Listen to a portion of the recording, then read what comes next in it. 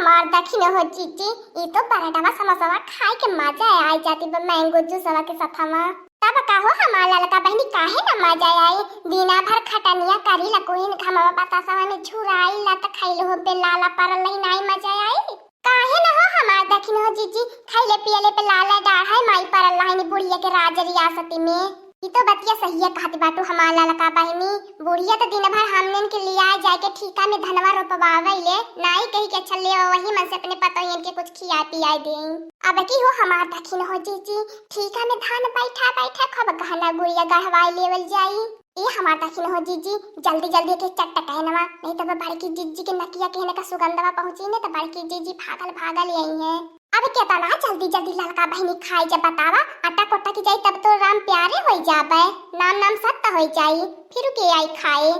ललकी ए ललकी दखिन आही कहां रह गई लतन में धान रोपा चले के टाइम में जुनी होई गेल ना ये बहन तो नहीं के साला कर लागत बा जाई हमार ललका बहनी जेकर डेरिया रहलते पहले में हारन मारत बा कहीं बलावत बड़की चीजी हमें के लगा नहीं आई जाए नाई को जुमुस खातेन हमें लागत बा वनने ने आइल पाटिन बैठा रोटी के खटनिया कई के एकदम थाकी हारी मान के सूती गई हुई चलिए अच्छा जगाई दे जगाई के लिए आई चली आज 20 बीघा का भरोसे लिहल बा बैठा वई के और तो हमार बूढ़ा ठीका बनले बाटन खाली 3 पतो अपने बूढ़ा के और हिंदू 3 मनइन के बतावा बहनी लोगन 7-8 मनई कैसे 20 बीघा बैठा पइए हमारे बुढ़ंची के नाई कुछ जको पैसा समझदारी बाटे हे हमार दखिनो जीजी लुकवा द चढ़वा द बड़की चीजी नहीं देखी पावे। अच्छा भतार काटी ले ले मौसी नानी आजी काकी ले ले तब नाई बोलती हो तब तहलोन के मुंह में दही जमी गयल बा नाई वजिया निकलती बा मने त हमहु दिना भर जारी मरेला वही घमवा बाता सवा लुहवा बैलिए में झुराईला तोने के सथावा खाली तोने के जीभिया बाई कुछ चटर मटर खाए के चटर पटर हमार नाई कोनो चीज पे मना डोलाला हमार नाई कोनो चीज मन कहाला खाए पिए के अमय बूढ़ा आज बवाल होइए के रही बूढ़ा अमय हे देखला ठीक है 3 पतो बैठावे जानी धान रोपे जानी लेकिन तो बुढ़िया दुइये पतो हिन के पैसा दे के खब माजा पिवावती बा समोसा ब्रेड खिवावती बाय बतावा हमार बहिनी लोगन वह पैसा का नाई हम सझियादार बाटे जन हम जाइले बैठावे जन पैसा मिला ला ए हमार बड़की जीजी तो झूठा नाराज हो जाइलु बगैर जाने समझे ए हमार बड़की जीजी तू है दुई हाथ लगौनी तू है गया लाली खोजे तू नाई कतो लौकलू है ते बड़की जीजी इको तोहार हिस्सा रखल बाय हम लोगन खात पिए थोड़ी ना बाटी यह तो लइके अगोरत रहली हवे कि हमार बड़की जीजी आ जाता बे खाई पी सही मेरे कुलीन का बताई हमार दिमाग का चढ़े के जाए बगैर कुछ समझे जाने बूझे लगे तो नहीं के ऊपर गुस्सा कर रहे ना बात नहीं हो हमार बड़की जीजी हमन के तो बड़की जीजी हमें के बड़की जेठानी बाटू ते तो गुस्सा कह देबो तो का होई जाई का करी हमार बहिनी लोगन ये कुल तो बुढ़िया के चुप्पे मांगवले रहनी है नहीं ते बड़की जीजी जनाई के बुढ़िया के बता देती तो बुढ़िया हमन के जनबे करेलु का करती दक्षिण हो अपने नैहर से 50 रुपया पाए रहनी है और 60 रुपया हमार भैया लहने दे के गए लहने हमें तो बहिनी लोगन वो पैसा मिलाई के हमने मंगाऊनी लेकिन देखा खाए पिए के नाई बदाबाए का करबो बहिनी लोगन दाना दाना पे खाए वाले का नाम लिखल बा जेने दाना पे जेकर नाम लिखल नहीं वह खाए पी पाई अनाई दे तो बहिनी लोगन मटकी भैंसिया पे पूरा घर सर पे उठाई आ धनौ नाई जाई बैठवावे बतावा भरोसे लिहल बाटे 20 बीघा बैठावे के त का करी बहिनी लोगन अपने कोने खटियावा छकाई के पैठल बाटा हम कहां बैठी हटा कुली रोते चला घुसका बैठेगा त हमें ए हमार बड़की जीजी देखत बाटो हल्लुक पातर देत लिए ना बाटो हमारे खटियावा कौन चनवा देखा टूटा हा बाटा में बल्टिया पे बैठी जा ए कुने तनी जल्दी जल्दी करा नहीं चला बुढ़ंची आ जाई खोजत बुढ़ंची कबाई से चिल्लाती बाटे कि चला रे खेतवा कुनी चला खेतवा तब हमार बहिनी लोगन अकटी बड़ा टटी समोसा हिस्सा आई जाई ए ललका चाची अम्मा ए बड़की अम्मा हाय देखा बुढ़ंची बुलावती बा बुढ़िया दादी अरे दादा कलवा कहीं बलावत लगा नहीं आई जाए गया ले बहिनी लोगन गया ले बरेडे गया ले समोसा लागत बाटे नाई नसीब में लिखल बाटे खाए के आजू 2 से भला 3 भाई 3 से भला 4 होवे वाला बाटे बहिनी लोगन त कहां से जाई घटियो त नाई पहुंच पाई ए ललका चाची अरे हमारी अम्मा त बता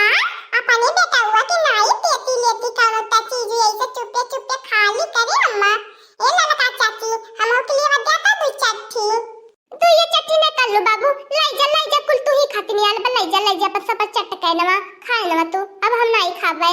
का करबू हमार बहिनी लोगन जे अब तू अकेले कोनो काम धंधा करत रहबू ने तो तुमसे के बोलौनी नहीं करी कि कहीं बला न ले कामवा करवा न लिए तब नहीं के बोली चाली नहीं तब के खोजी पूछी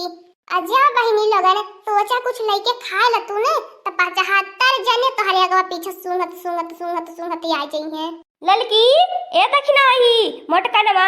चला कोलिन अबे नहीं तैयार हो भइला जरई रोपई चलत बाटा गौ नहीं गावे नहीं चलत बाटा सज समर की टिकुली काजल लगावे बैठल बाटा रुक जा हमारी अम्मा बस आई गल बाटी हमारी अम्मा बस खाली 1 मिनट रुक जा हमारी अम्मा बैठे आवत बाटी तहल बने बैठ के हुरा खा हम जात बाटी हमारे पास का नहीं बाती बाटा इतना सब हाल में जाल टीम बैठ के खाए पिए के जब घटियो तक नहीं पहुंची तो कवन फायदा बा खाए पिए तन को मजा ना आई तहल लोगन खाए के लेला मजा तहल लोगन याद का करबा केहू के पैसा के फ्री में खाए पिए रहनी हे ललका बहनी है एगो बोल के नहीं जा ज्यादा तारो मत दे जनलू की नहीं खाओ पिए भमहू ए हमार ललका बहनी भागा मत ऐसे देखा तोहर कितना मन रहल खाए के अब खाए ला भागा मत देखा बूढ़ा बलावती बाटी ने अधान रोपा सोहज के लेट होता बा हम जात बाटी तह लोगन बैठ के खाए के निपटाई के आया हां नहीं तो बहिनी लोगन जब कोनो चीज मंगाई के सोचा खाए पी लिया तो खैलो पेलो में लाला माई डर ले रही है लोग रलिया रो काटी कट के बाबू हम बनारस जबना रलिया रो काटी कट के बाबू हम बनारस जबना रलिया रो काटी कट के बाबू हम बनारस जबना रलिया रो काटी कट के बाबू हम बनारस जबना हम बनारस जबना अरे हम बनारस जबना रलिया रो काटी कट के बाबू हम बनारस जबना हम बनारस जबना अरे हम बनारस जबना रलिया रो काटी कट के बाबू हम बनारस जबना फुलावा तोड़ने गया ससुर के बगिया फुलावा तोड़ने गया ससुर के बगिया हा फुलावा तोड़ने गया ससुर के बगिया फुलावा तोड़ने गया ससुर के बगिया मुरैला हमके मारे हो नजरिया मुरैला हमके मारे हो नजरिया मुरैला हमके मारे हो नजरिया मुरैला हमके मारे हो नजरिया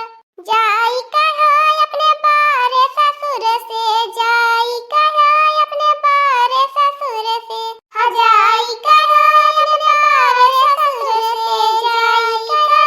अपने बारे ससुर से मुरैला हमके छेड़े बाबा फुलवरिया मुरैला हमके छेड़े बाबा फुलवरिया हा मुरैला हमके छेड़े बाबा फुलवरिया मुरैला हमके छेड़े बाबा फुलवरिया मुरैला हमके छेड़े बाबा फुलवरिया हा मुरैला हमके छेड़े बाबा फुलवरिया का करबी मोटका नवा तो के त मने छेड़ ही नहीं सकते त मुरैला छेड़े अरे हमरे बनवारी भैया भौजी के बारे में अगर ने बोला भौजी तो एक पौवा वाली मुस्की चक्कर ऊपर मार देनी खायल हो जाना मनई हां सुखे भैया एता पौवा वाली मुस्की नहीं बड़की जीजी जी के ताक दी है वो खायल हो जाई करे ललका नवा मोटका नवा बनवरिया तन्हे के नाई लाज लगत है तर पीछा तोरे बाबूजी तन्हे के ससुर जी बाटे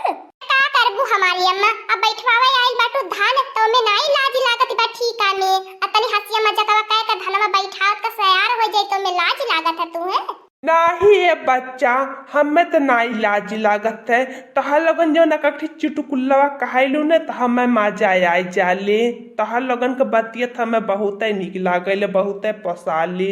ये हमारे बूढ़ा ठीका में कीचा बीची बूढ़ा पुरनिया के सबके भर्ती कैलेली बाटीनी का हो हमार बड़की जीजी खाली खैलवा में अगर लहाइलो आ पहटावा में पीछे बाटू तार पहटा के हम नहीं ले जाई ई ठीका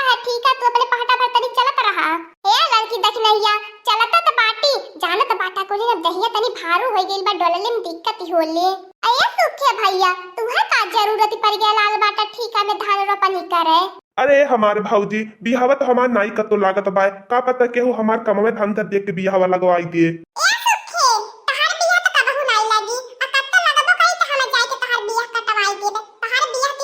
तू ही सुखे तू ही हमरे फूल जनवा के बारे में लेके पूरा गाय भर में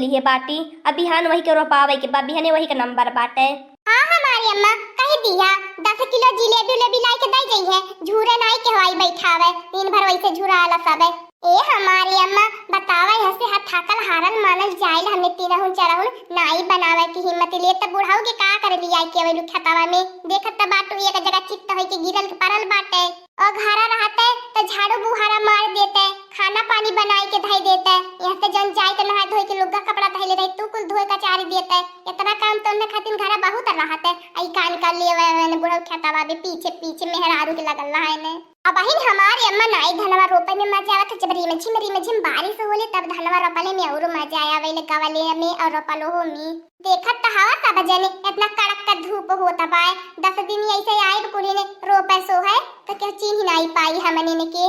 हाँ दोस्तों आज का कार्टून कॉमेडी वीडियो यहीं तक था। आगे का कार्टून कॉमेडी वीडियो देखने के लिए हमारे चैनल को सब्सक्राइब करिए। हमारे चैनल का नाम है दीदी कार्टून ऑफिसर। और हाँ दोस्तों हमारी वीडियो को ज्यादा से ज्यादा शेयर करें, लाइक करें, बेल आइकन को दबाना मत भूलिएगा, सब्सक्राइब करना तो बिल्कुल मत भूलिएगा। और हमारी कार्टून कॉमेडी वीडियो देखने के लिए आप सभी को धन्यवाद।